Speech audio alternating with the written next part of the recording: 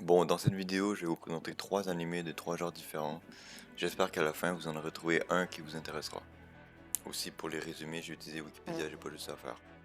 Sans plus tarder, c'est parti.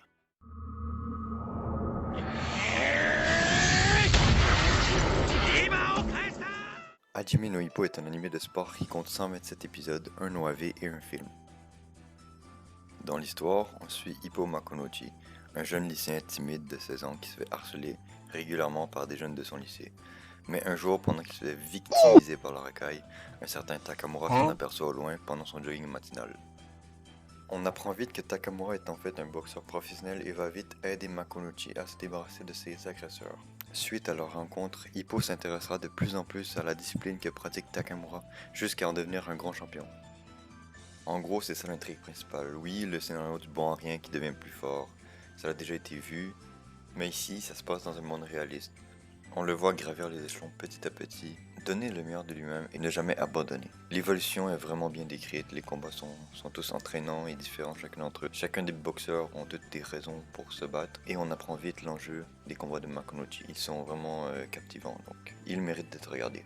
Les personnages sont attachants, autant les personnages principaux que les personnages secondaires.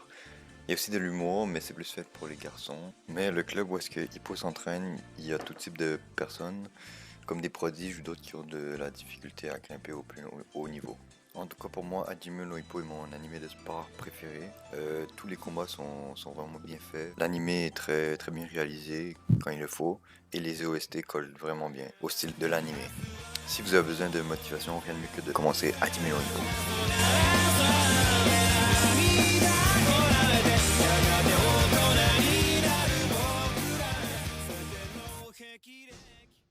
今までとは違う環境で俺はどんな出会いをするのだろ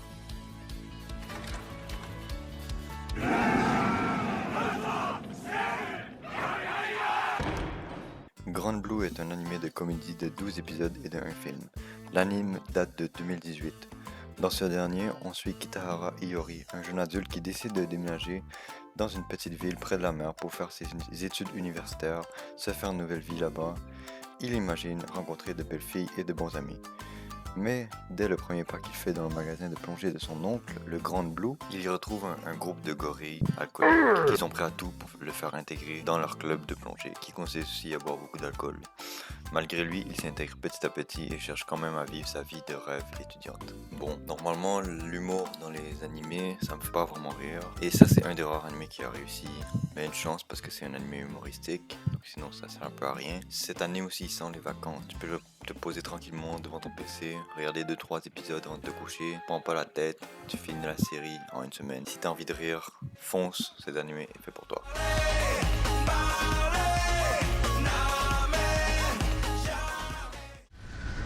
おいお前こんなの初めてだ